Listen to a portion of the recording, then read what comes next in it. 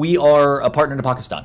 We have been there for Pakistan since its independence. We seek a stable, peaceful, and prosperous Pakistan.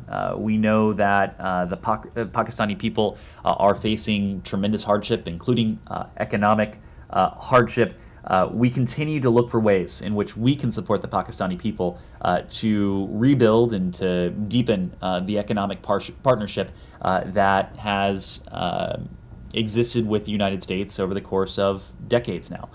We are working with our Pakistani partners. Of course, Pakistan in turn is also working with international financial institutions, the IMF, to put itself on a sustainable growth path. But when it comes to economic challenges, when it comes to security challenges, when it comes to political challenges, the United States is ready and able to continue to be a partner to the people of Pakistan and to our Pakistani counterparts as well.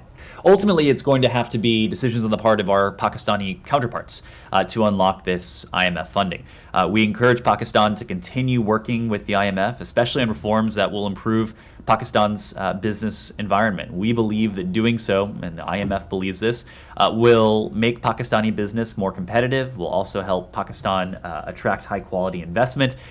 But more value than the potential investment dollars are the technologies, are the market connections and management systems that accompany foreign investment. They improve the competitiveness of partnering Pakistani firms, fueling economic growth that increases employment and household incomes.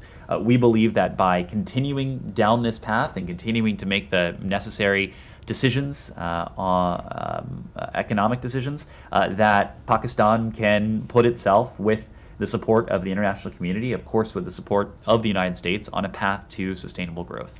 We are aware of reports about clashes in Lahore ahead of a planned rally by former Pakistani Prime Minister Imran Khan. We encourage all to exhibit restraint. We offer our condolences to the families of those who lost their lives and wish a speedy recovery to those who were injured in this. It is a constant topic of discussion with our counterparts around the world, including in Pakistan. The importance of upholding the universal rights of citizens around the world, including the right to peaceful assembly. Thank you.